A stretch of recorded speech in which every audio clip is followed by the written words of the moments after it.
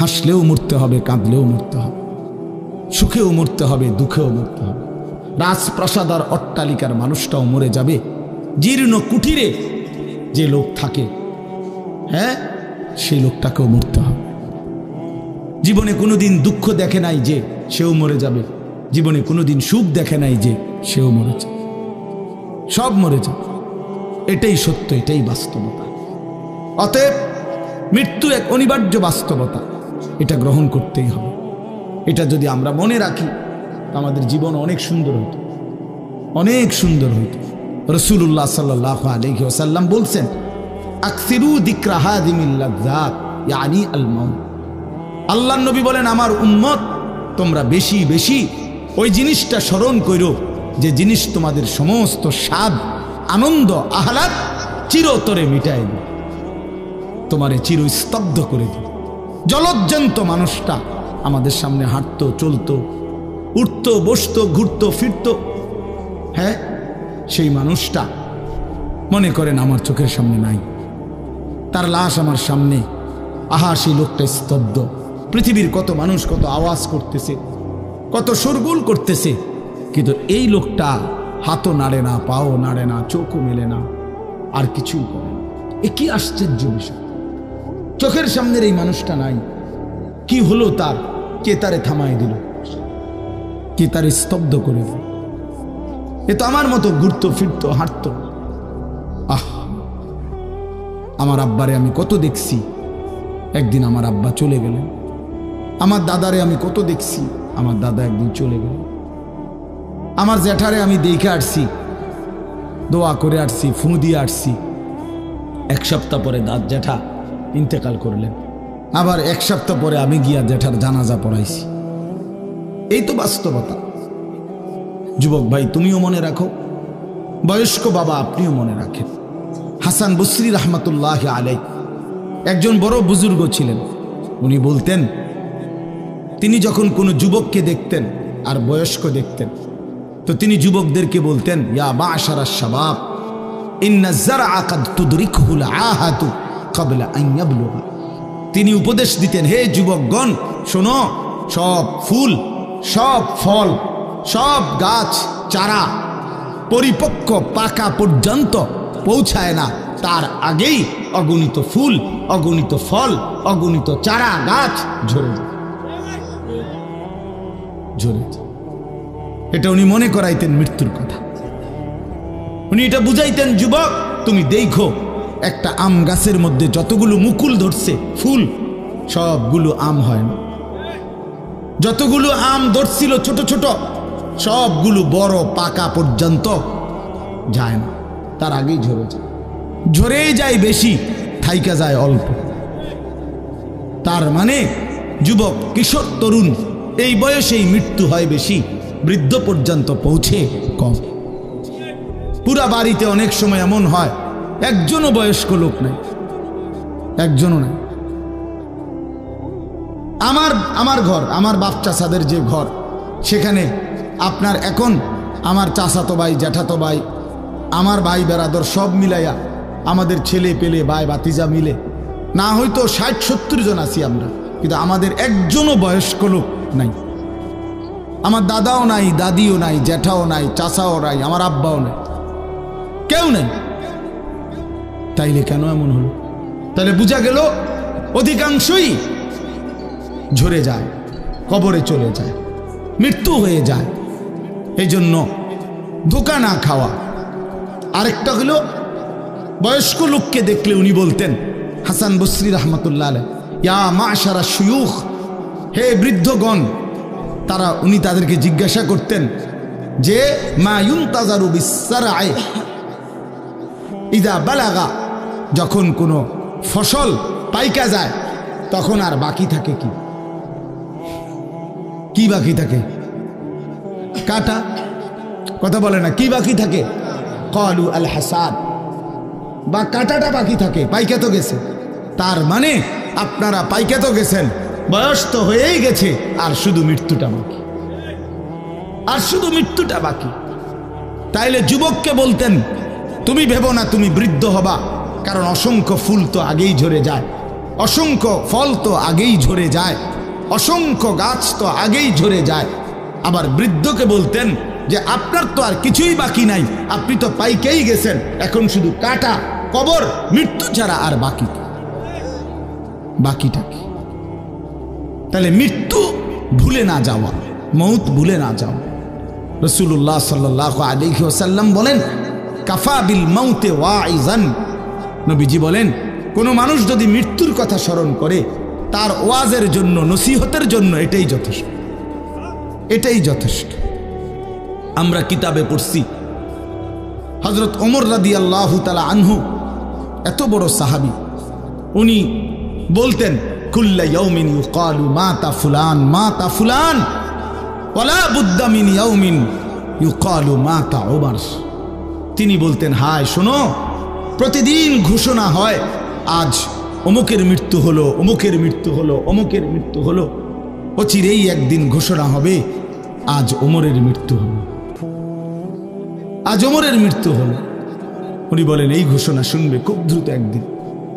এই জন্য বাপ, এই আমাদের ব্যক্তিগতভাবে প্রতিনিয়ত মৃত্যু হচ্ছে, ঠিক এভাবে আমরা তো মরছি, একদিন এই গোটা আলমের মৃত্যু হবে, একদিন এই গোটা সৃষ্টিটাই আল্লাহ তাআলা গুটায় ফেলবে। আচ্ছা, কি আশ্চর্য কথা, এটা কি অবাক করা। এক মিনিট যদি কেউ বিবেক দিয়া ভাবে, যারে বলে কি হুজুর, বলেন কি, এত বড় আসমান ভেঙে যাবে, এই সূর্য খসে পড়বে, চাঁদ খসে পড়বে। আল্লাহ তাআলা বলছে ইযা সামাউন ফাতারাত, আসমান ভেঙে যাবে। ওয়া ইদাল কাওয়াকিবু ইনতাসারাত, তারকারাজি খসে খসে পড়বে। ইযা শামসু কুব্বিরাত ওয়া ইদাল কাওয়াকিবু ইনতাসারাত। আল্লাহ তাআলা বলেন সূর্যটা গুটায় ফেলা হবে, পাহাড়গুলো বালির মতো, তুলার মতো উঠতে থাকবে। ইদা রাজ্জাতিল আরদু রাজ্জা, এই জমিনের মাটিগুলো রেজা রেজা, পাউডার পাউডার হয়ে যাবে। ওয়া ইদাল বিহারু ফুজ্জিরাত, সমুদ্র, খাল, বিল, নদীর পানিগুলো সব টকবগে উতরাইয়া গরম হইয়া বাষ্পের মতো উড়ে যাবে। না কোথাও পানি থাকবে, না কোথাও গাছ থাকবে, না আসমান থাকবে, না জমিন থাকবে, কিছু না। আচ্ছা, এটা কেমন কথা, এটা কেমন আশ্চর্য বিষয়। এই গোটা আলমের মৃত্যু হবে। আল্লাহ তাআলা কোরআনুল কারীমে বিশ্বাস করেন, অসংখ্যবার এই কথা এটা বলছে, এটা হবেই হবে। ইদা ওয়াকাতিল ওয়াকিআ, আল্লাহ বলেন এই ঘটনাটা ঘটবে। লাইসা লিওয়াকাতিহা কাযিবা, এই ঘটনা মিথ্যা মনে করার মতো কেহ নাই। যেদিন ঘটে যাবে তখন আর কারো কোনো মিথ্যাবাদী আর থাকবে না, অর্থাৎ কেউ আর অস্বীকার করার সুযোগ হবে না। চোখের সামনে দিন, চোখের সামনে দিন। কোরআন শরীফে একটা সূরা আছে, সূরা হজ। ওই যে আমরা হজ করি না, এই হজ সূরাটার নাম। এই সূরার শুরুতে আল্লাহ তাআলা এই পৃথিবী ধ্বংসের, কিয়ামতের একটা সাংঘাতিক বর্ণনা দিয়েছেন। ওইখানে আছে, আল্লাহ বলেন ইয়া আইয়ুহান নাসুত্তাকু রাব্বাকুম, তোমরা আল্লাহকে ভয় করো। আর শুনো, ইন্না জালজালাতাস সাআতি শাইউন আযীম, নিশ্চয়ই কিয়ামতের ভূমিকম্প, জালজালা, এই যে বললাম জিলজাল এবং জালজালা অর্থ ভূমিকম্প। আল্লাহ বলেন কিয়ামতের ভূমিকম্প, ইসরাফিল যখন ফু দিবে, আমার এই পৃথিবী যখন ভাঙতে শুরু করবে, এই সৃষ্টি জগৎ পুরাটা যখন আমি আল্লাহ গুটায় ফেলবো। ওয়াস সামাওয়াতু মাতবিয়াতুম বিয়ামিনি, আল্লাহ বলেন 7 আসমান আমি আল্লাহ তাআলার হাতের মধ্যে গুটায় ফেলবো, গুটায় ফেলবো। তুমি জানো না আমার ক্ষমতা। কুল্লু মান আলাইহা ফান ওয়া ইয়াবকা ওয়াজহু রাব্বিক, সব শেষ করে দেব আমি, শুধু আমি আল্লাহই থাকব, শুধু আমি আল্লাহই থাকব। তো আল্লাহ তাআলা বলেন এই ইসরাফিল ফু দিলেই, শুরু করলেই জমিনে ভূমিকম্প শুরু হবে। ইন্না জালজালাতাস সাআতি শাইউন আযীম, আল্লাহ বলেন নিশ্চয়ই এই কিয়ামতের ভূমিকম্প, এটা শাইউন আযীম, বড়ই ভয়ানক, বড়ই মারাত্মক।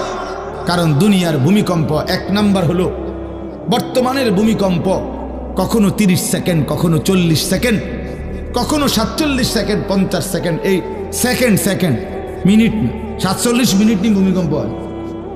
কথা কর না কেন, 30 মিনিট ভূমিকম্প হয়, 30 মিনিট ভূমিকম্প হইলে আমাদের 14 গোষ্ঠী থাকবো নি? 30 সেকেন্ড 40 সেকেন্ড হয় ভূমিকম্প। এইটুকুতে একে তো সময় সামান্য, দ্বিতীয়ত হলো একসাথে গোটা পৃথিবীতে হয় না, এদিকে হলে ওইদিকে হয় না এরকম। কিন্তু আল্লাহ তাআলা বলেন ইসরাফিল ফুঁ দিলে যে ভূমিকম্পটা হবে, সেই ভূমিকম্পটা গোটা পৃথিবী একসাথে নাড়ায় দিবে, একসাথে নড়ে। 47 সেকেন্ড না, কতক্ষণ সেটা আল্লাহই জানে। তখন অবস্থা কি হবে? মানুষের আতঙ্ক, এই ভূমিকম্পে আতঙ্ক।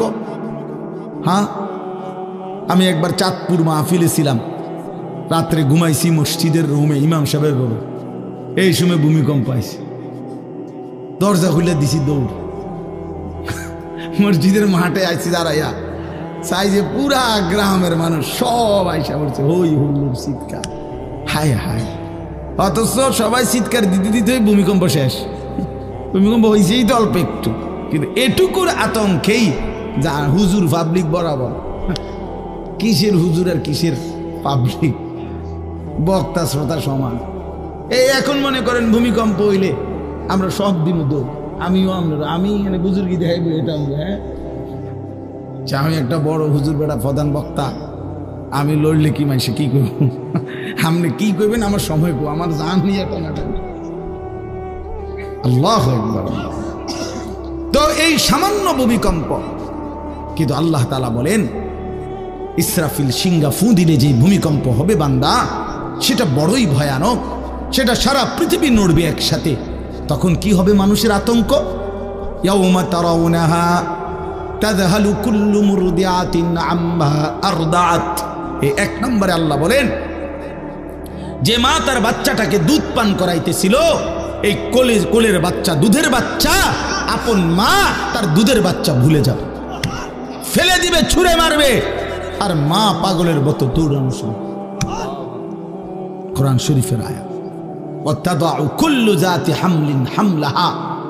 এবং আল্লাহ তাআলা বলেন যে মায়ের পেটের বাচ্চা 10 মাস পূর্ণ হয়ে গেছে, আগামী 2 ঘন্টা 5 ঘন্টা পরে বাচ্চাটা এমনিতেই প্রসব হইতো, আল্লাহ তাআলা বলেন ইসরাফিলের ফুঁ দিলে জমিন যখন কাঁপতে শুরু করবে, তো এই গর্ভধারিণী মা, গর্ভবতী নারী পাগলের মতো এভাবে ছুটবে, দৌড়বে, নিজের গর্ভের বাচ্চা নিজেই পড়ে যাবে।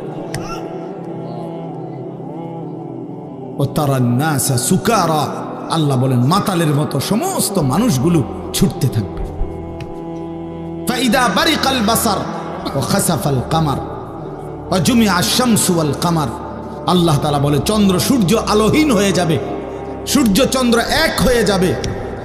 ও জুমিআ শামসু ওয়াল কামার ইয়াকুলুল ইনসানু ইয়াউমাইদিন আইনাল মাফার।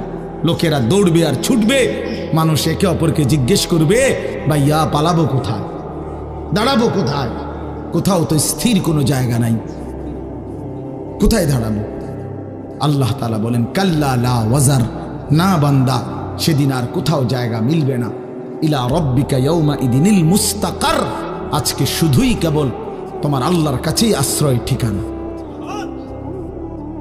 এভাবে বহু আয়াত কোরআনুল কারীমের মধ্যে আল্লাহ তাআলা বর্ণনা করছেন। আমার ভাই, তো এই ইসরাফিলের ফুঁ দিলে গোটা আলমের মৃত্যু হবে, ভূমিকম্প শুরু হবে। তো এই ভূমিকম্প কেন হবে? এই কাঁপতে কাঁপতে সমস্ত কিছু ভাঙ্গা একসাথে, এই সব কিছু আল্লাহর সৃষ্টি, সমস্ত কিছুই জমিনের তলদেশে চলে যাবে। জমিন তখন খালি ফাঁকা, জমিনে তখন কিচ্ছু নাই, কিচ্ছু, একটা সুতা মাটির উপরে থাকবে। এই প্রথমবার ইসরাফিল ফুঁ দিলে সমস্ত কায়নাত, ইনসান, জিন, আল্লাহর সমস্ত সৃষ্টি, মাখলুকাত সব জমিনের তলদেশে চলে যায়। মানুষ ও জিন ও অর্থ সম্পদ, স্বর্ণ রৌপ্য মণি মুক্তা হীরা জহরত সব সব সব একটা কাগজের অস্তিত্ব, সব কিছু, গোটা জমিন ফাঁকা। এভাবে কতদিন আল্লাহই জানে, কতদিন আল্লাহই জানে। হ্যাঁ মা ভাই, এরপরে একটা নির্দিষ্ট সময় পরে আবার আল্লাহ তাআলা ইসরাফিলকে জীবিত করবেন, করে আবার আল্লাহ তাআলা দ্বিতীয়বারের মতো ফুঁ দিতে বলবেন। এই দুই ফুঁয়ের মাঝখানে কতদিন? নবী সাল্লাল্লাহু আলাইহি সাল্লামের এক হাদিসের মধ্যে বলছে 40 সাহাবীরা ব্যাখ্যা করছেন মুহাদ্দিসিন, সেই 40টা হতে পারে 40,000 বছর। 40,000। এই জন্য বাপ একটা কথা হলো, সর্বশেষ যেই লোকটা কবরে যাবে, শেষ যেই ব্যক্তি মরবে পৃথিবীতে, হতে পারে তাকেও শুধু কবরেই থাকতে হবে 40,000 বছর।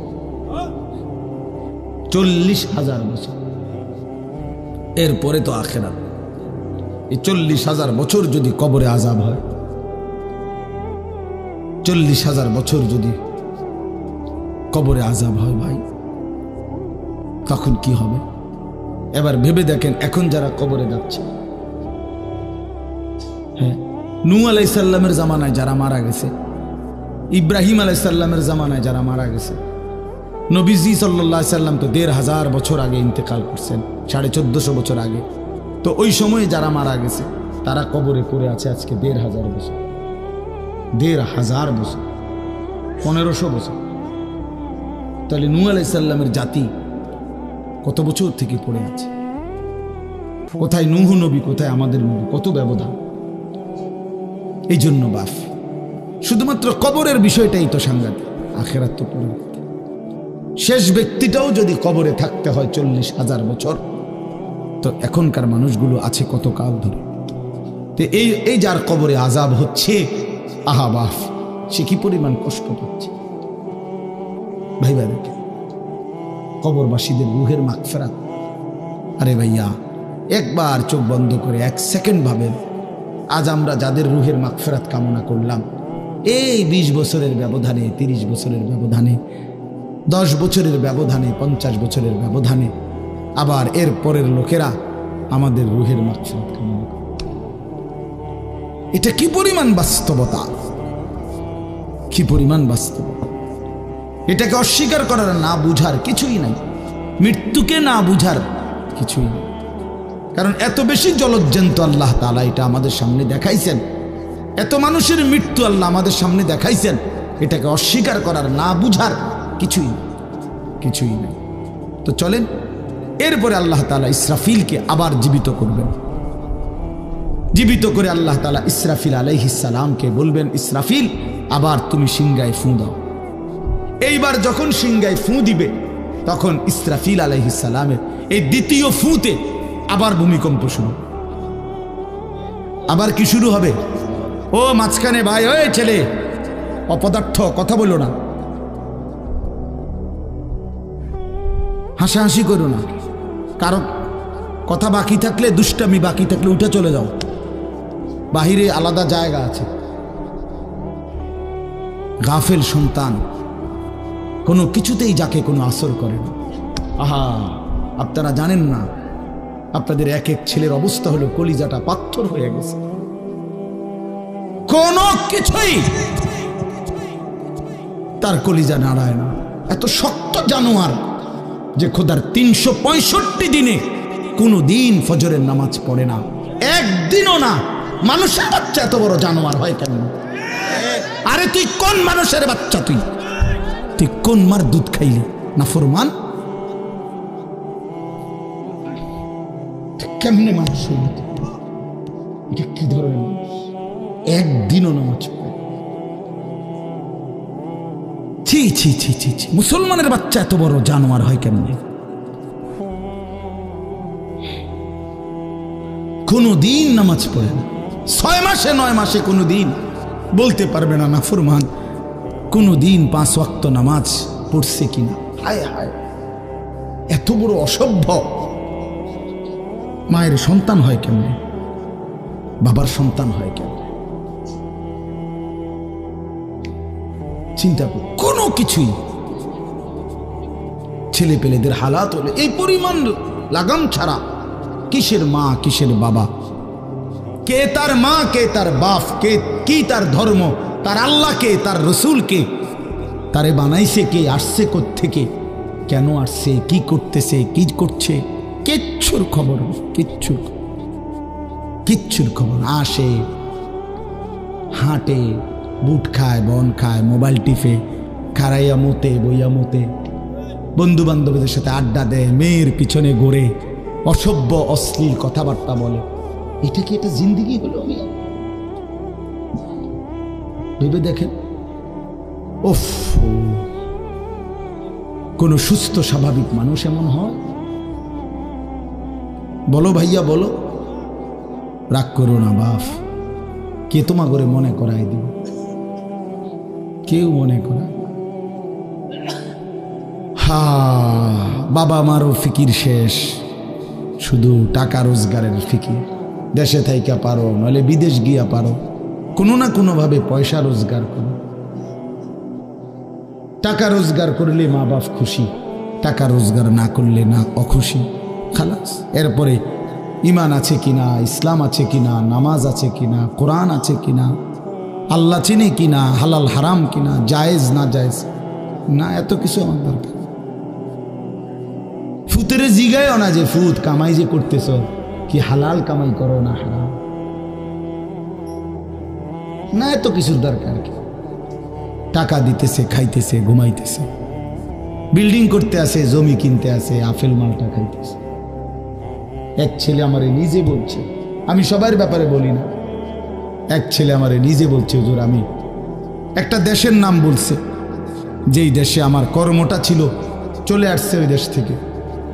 আমার বলছে, হুজুর আমার কর্মটা হলো এই, মদের বার, মদের হোটেলে নারী পুরুষ উলঙ্গ জিনাবে বিচার করে, আমার দায়িত্ব শুধু পাশে দাঁড়িয়ে মদের বোতল নিয়ে দাঁড়ায় থাকা, যতবার তারা চায় অতবার তাদেরকে মদ গ্লাসে ঢেলে দেওয়া, তাদের হাতে তুলে দেওয়া। এর বিনিময়ে আমার মাসে বেতন 2 লাখ টাকা। মুসলমান, মুসলমান, মুসলমানের সন্তান, বাংলাদেশের সন্তান। তো এই টাকা যখন বাবা খাচ্ছেন, বিল্ডিং করতেছে, কোনো টেনশন নাই। আমি আবারও বলছি, আমি সবার জন্য বলি না, ওই বলছে দেখে ওরটা কইছি, কথা বুঝছেন? আমি তো নাম ঠিকানা বলি না। এই জন্য আমার বাপ,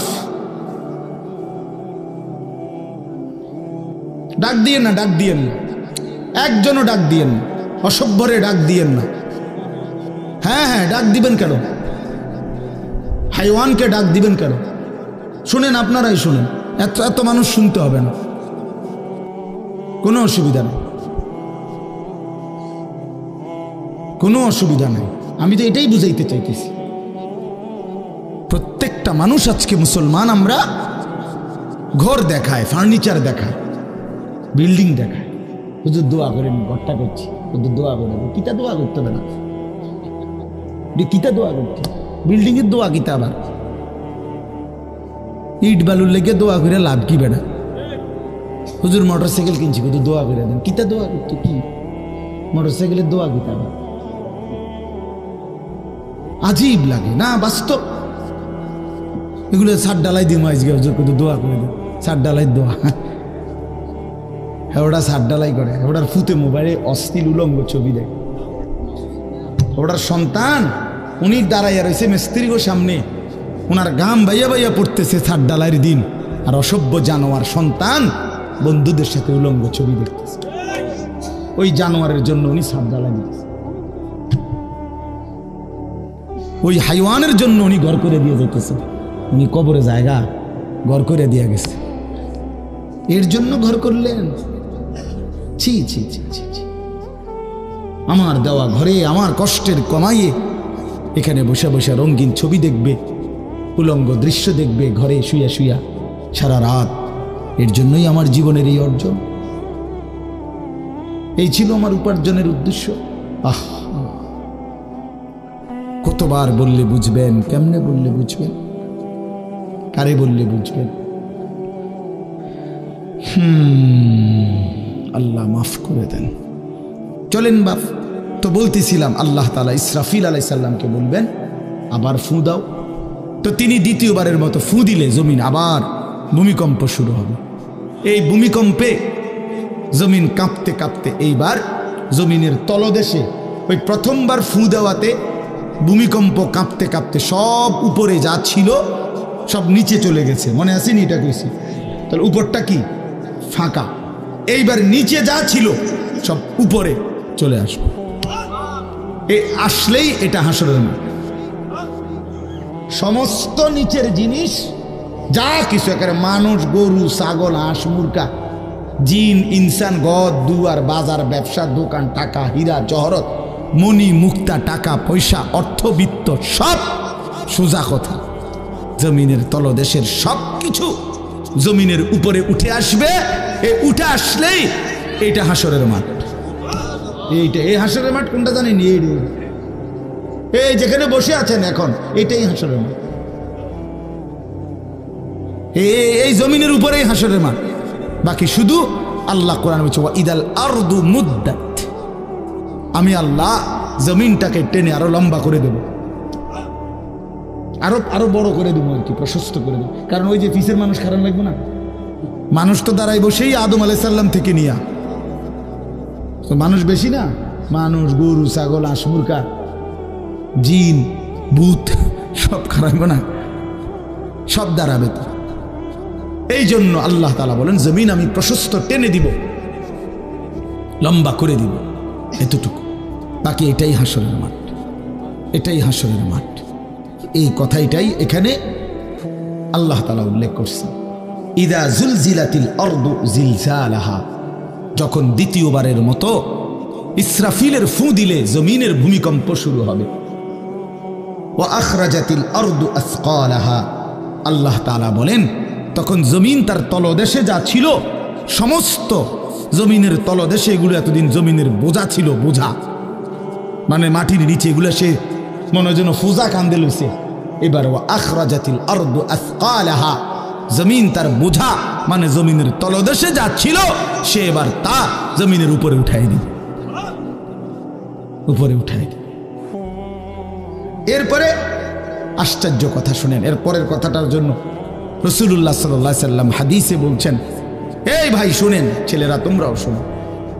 নবী সাল্লাল্লাহু আলাইহি সাল্লাম বলেন এই জমিনের তলদেশ থেকে যখন সবকিছু উপরে উঠে আসবে তখন অর্থ সম্পদ, হীরা জহরত, মণি মুক্তা, স্বর্ণ রৌপ্য, এগুলো স্তূপ আকারে উঠে আসবে জমিনের উপরে, মানে হাসরের মাঠে। তো নবীজি একেবারে স্পষ্ট হাদিস, নবীজি সাল্লাল্লাহু আলাইহি সাল্লাম বলেন তখন এই স্বর্ণ রৌপ্য, টাকা পয়সা, হীরা জহরত, এগুলো, এই অর্থ সম্পদগুলো আল্লাহর কুদরতে কথা বলবে। স্বর্ণের টুকরা কথা বলবে, কথা বলবে, রৌপ্যের টুকরা কথা বলবে, এগুলো কথা বলবে। কথা কি বলবে? এগুলো তখন ওই নাফরমান মানুষগুলোকে ডাক দিবে, ডাক দিবে, আইয়ুহাস সারিক, হে চোর, এদিকে এই সম্পদের জন্য চুরি করেছিলে, আজ যা দরকার নাও। আইয়ুহাল কাতি, হে ডাকাত, এদিকে এদিকে আসো, এই সম্পদের জন্য ডাকাতি করছিল, আজ নাও। হে আত্মীয়তার, আইয়ুহাল কাত, আইয়ুহাল কাতি, আত্মীয়তার সম্পর্ক ছিন্নকারী ব্যক্তি, আসো। এই জন্য ভাইয়ের সাথে যুদ্ধ করছো, বোনের সম্পদ নষ্ট করছো, চাচারে সম্পত্তি দাও নাই, এই জন্য, এই দুনিয়ার জন্য নাও, এখন না, এখন যা লাগে নাও। এইভাবে প্রত্যেক নাফরমান পাপীকে, হে হারামখোর, সুদ করে দিগা, এখানে টাকা যা লাগে নে, নে বাটপার, এখান থেকে টাকা নে, কি পরিমাণ টাকা দরকার ছিল নে। এইভাবে রাসূলুল্লাহ সাল্লাল্লাহু আলাইহি সাল্লাম বলেন দুনিয়ার এই সম্পদগুলো কথা বলবে আর ডাকবে। ডাকলে মানুষ, আচ্ছা এটা তখন কেরম লিখবো? কথা বোঝেন নাই? এডিজন কথা বলবে, ডাকাডাকি করবে, মানুষ কি বলবে? লোকেরা তো সবাই দাঁড়াইছে, মানুষও তো দাঁড়াইছে, তারারই তো ডাকতেছে, তো তারা কি বলবে? ওয়াকালাল ইনসানু মা লাহা, আল্লাহ নিজেই বলতেছে, লোকেরা তখন মানুষগুলো বলবে মা লাহা, এটা কি হলো? আরে এটা কি কারবার? এগুলো কথা বলে কেমনে? এগুলো কি কয়? এরা আমারে চিনলো কেমনে? আমি যে সিটার, আমি বাটফারে চিন্না লাইলো, ইন্নারিল্লাহ, একেবারে পুরা ধরা, অনবিচার আচার কিছুই শুরু হয়েছে না, এখনই বেজ্জুতি, বাকিটা তো অবস্থা খারাপ। মানে অর্থাৎ মানুষগুলো অবাক হয়ে বলবে মা লাহা, কি হলো জমিনে, কি হলো এগুলোর, এরা এমন করছে কেন, এরা কথা বলছে কেন? আল্লাহ বলেন ইয়াউমাইদিন তুহাদ্দিসু আখবারাহা। আল্লাহ তাআলা বলেন, বান্দা হে কি দেখছো হবে? এই মাত্র দেখলা স্বর্ণ রূপ্য টাকা পয়সা কথা বলে, এখনে না দেখবা আসল খেলাটা।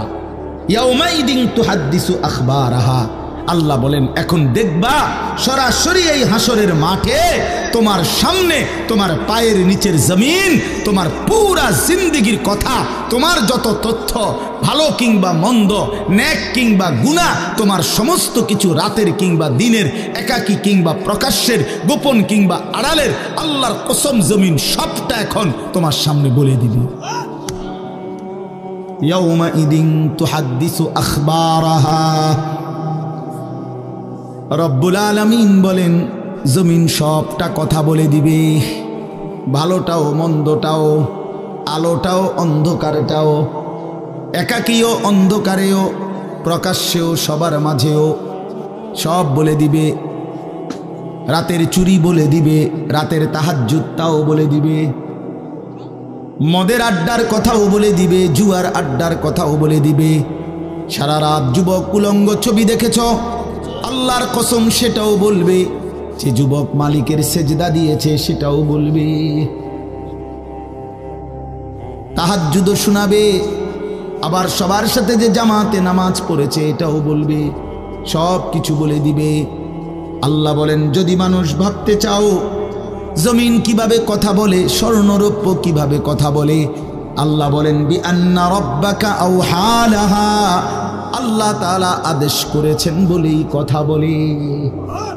আল্লাহ বললে, হুকুম করিলে আল্লাহর গোটা কায়নাত, গোটা সৃষ্টি জগৎটাই কথা বলে। ও শাহিদা আলাইহিম সামউহুম ওয়া আবসারুহুম ওয়া জুলুদুহুম বিমা কানু ইয়ামালুন।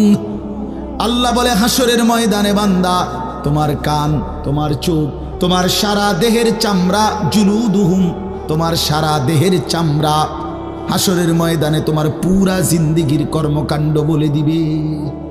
চামড়াগুলো বলবে, চামড়া মানুষের শাহওয়াত চামড়াতে।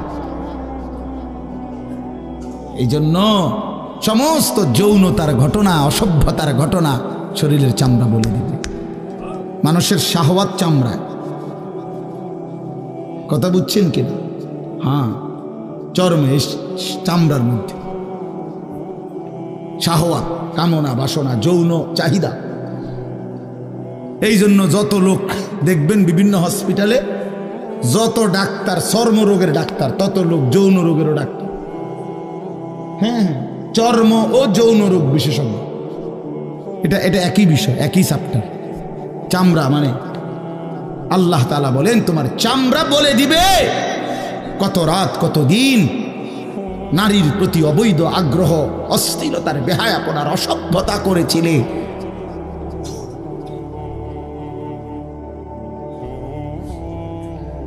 হায় হায়, বিআন্না রাব্বাকা আওহা লাহা। আল্লাহ বলেন আমি আল্লাহ হুকুম করেছি বলে কথা বলি। এই জন্য আল্লাহ হুকুম করিলে চামড়াও কথা বলে, কানেও কথা বলে। এখন কি কানে কথা বলে? কিন্তু সেদিন বলল চোখেও কথা বলল। এখন চোখ কথা বলে না, মানে সব কিছুর জবান খুলবে, সব কিছু। আপনারা বলেন আমরা তো মনে করি জিহ্বায় কথা বলে না, জিহ্বায় কথা বলে না, আল্লাহর হুকুম হইলে কথা বলে।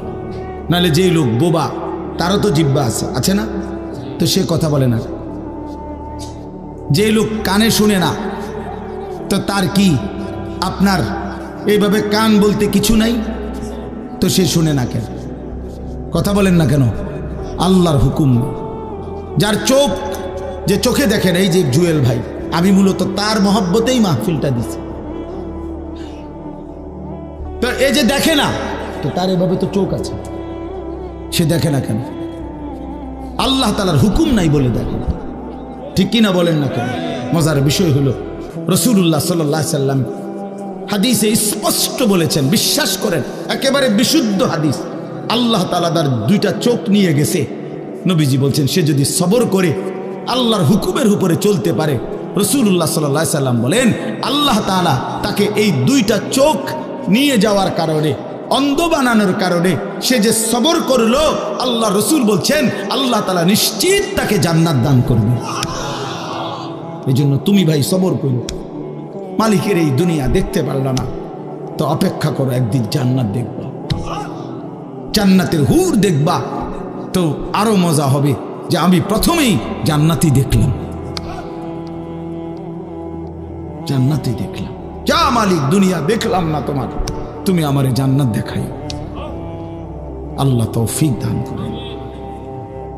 ইয়াউমাইদিন ইয়াসদুরুন নাসু আশতাতান লিয়ারাউ আ'মালাহুম, আল্লাহ বলেন তখন দলে দলে ফেরেশতারা মানুষগুলোকে লাইনবদ্ধ সারিবদ্ধ করে দলে দলে বানাবে। লোকেরা পরস্পর প্রত্যেকটা মানুষকে ফেরেশতারা আলাদা আলাদা গ্রুপ বানিয়ে দেবে হাসরের ময়দানে। তখন প্রত্যেকে এই গ্রুপে গ্রুপে দলে দলে লিউরাও আমালাহুম, নিজেদের আমল নামা নিজেদের আমল দেখবার জন্য সামনে এগিয়ে যাবে। অর্থাৎ প্রত্যেককে তার আমল নামা দেখবার জন্য দেওয়ার জন্য নির্দিষ্ট জায়গায় নিয়ে আসবে। নেওয়ার পরে সেখানে প্রত্যেকের ফাইল, প্রত্যেকের খাতা আমল নামা তার হাতে তুলে দেওয়া হবে। দিলেই সে দেখবে। আল্লাহ বলতেছেন ফামান ইয়ামাল মিসকালা যাররাতিন খায়রান ইয়ারা, এক বিন্দু, এক অণু পরিমাণ, পরমাণু পরিমাণ, সামান্য থেকে সামান্য পরিমাণও নেকি কল্যাণ তাও তুমি দেখতে পাবা। ওমান ইয়ামাল মিসকালা যাররাতিন শাররান ইয়ারা, বিন্দু থেকে বিন্দু মন্দ যা করেছিলে তাও তুমি দেখতে পাবে। এক জাররা, মূলত জাররা বলে তাফসীরের মধ্যে লিখছে লা ওয়াজনা লাহু লা জিনাতা লাহা, যেটার কোনো ওজন হয় না, এত সামান্য, এত সামান্য, ওজন নাই, মানে 100 গ্রামও না, 10 গ্রামও না, 1 গ্রামও না, আধা গ্রামও না, এত সামান্য, এটার কোনো ওজন নাই, ওজন নেই, ওজন আসে না আর কি, ওজনে হয় না, এরে বলে জাররা। তাফসীরের মধ্যে লিখছে কোনো ব্যক্তি, হযরত আব্দুল্লাহ ইবনে আব্বাস বলেন, কোনো ব্যক্তি যদি মাটিতে এমনি হাত মারে, মানে হাত লাগাই আবার উঠাই লাইছে, তখন এই যে বালুগুলো লাগছে, এই বালুর যেগুলো হাত থেকে ঝরে পড়ে কণা, এগুলো তার চাইতে সামান্য এক জাররা।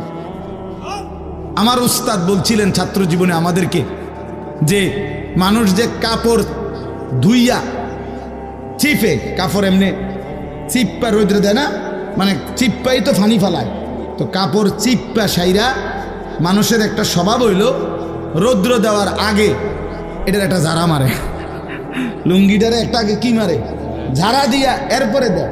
এই যে লুঙ্গিটা ঝাড়া দিলে যে ছোট্ট ছোট্ট পানির ফোঁটা ছিটকাইয়া পড়ে, এই ফোঁটা এগুলো পিচ্ছি পিচ্ছি, এগুলো এক একটা জাররা অথবা তার চাইতে ছোট, এটার ওজন আসবে না,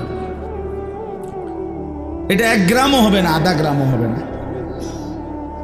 এই সামান্য ভালোটাও তুমি দেখবা, মন্দটাও দেখবে। কেমনে আড়াল করবেন ভাই? নিজেকে আড়াল করবেন কেমনে বাপ? যুবক তুমি কেমনে আড়াল করবা? কোরআন শরীফে আছে, আল্লাহ বলেন ইয়াউমা তুবলাস সারাইর, বান্দা আমি হাসরের ময়দানে তোমার অন্তরের গোপন বিষয়গুলো, যেগুলো কেউ শুনে নাই, তুমিও বলো নাই, বলে দেব। হ্যাঁ, আফালা ইয়ালামু ইযা বু'সিরা মা ফিল কুবুর ওয়া হুসিলা মা ফিস সুদূর। আল্লাহ তাআলা বলেন এই বুকের ভিতরে, অন্তরের ভিতরের যেই কথাগুলো সেগুলো খুলে দেব। এই জন্য আজকে আমার কথা এখানে শেষ। আমি এতটুকু কথাই বলতে চাই, এই 99 নম্বর সূরাটা আমাদেরকে এই কথার সবক দিচ্ছে যে আমরা আমাদের জিন্দেগির 1 সেকেন্ড, একটি নিঃশ্বাস আড়াল করবার সুযোগ নেই। হিসাব দিতে হবে, হিসাব দিতে হবে। 1 মিনিট, 1 সেকেন্ড, 1 পলক, 1 লম্হা, 1 মুহূর্ত আমাদের আড়াল করবার সুযোগ নাই ভাই। ভালোটার প্রতিদানও নিতে হবে, মন্দটারও প্রতিদান নিতে হবে। তাইলে কেন জীবন নষ্ট করব? কেন হায়াত নষ্ট করব? আমার অনুরোধ রইল, যতগুলো যুবক ছেলে আছো ভাই, তোমাদের কাছে অনুরোধ, মৌলানা কথা বলবে, এরপরে আরও একটু বয়ান হলে এরপরে দোয়া হবে, কিন্তু আমার মাঝখান দিয়ে এই কথাটাই আমি অনুরোধ করে বললাম, প্রত্যেকেই দয়া করে আল্লাহর ওয়াস্তে নিজের জীবনের কদর করো ভাই। আমার এটাই শেষ কথা। যুবক ছেলেরা, তুমি আমার সাথে এখন যাইবা না, আমিও তোমার সাথে যাব না। এই দুনিয়াও যেমন আমি আলাদা চলে যাচ্ছি, আপনারাও আলাদা চলে যাবেন, কিন্তু বাস্তব কথা হইল আমি আপনি প্রত্যেকে আলাদা আলাদা কবরে আখেরাতে আল্লাহর সামনে মুখোমুখি হইতে হবে। এজন্য হাত জোর করে অনুরোধ করছি ভাই, নিজেরে নষ্ট করো না। একটা ছেলেও যদি বুঝো, আমার অনুরোধ রইল তোমার প্রতি, তুমি নষ্ট হইও না, চরিত্রহীন হইও না, তুমি হায়াতটা শেষ করে দিও, কষ্ট পাইবা। এই নারী ছবি, অশ্লীল দৃশ্য, উলঙ্গপনা, বেহায়াপনা, এই জেনা ব্যভিচারের দৃশ্য, এগুলো দেখো না। চেষ্টা করো 5 ওয়াক্ত নামাজ পড়তে, 5 ওয়াক্ত নামাজ পড়তে। হিম্মত করলে পারবা ভাই।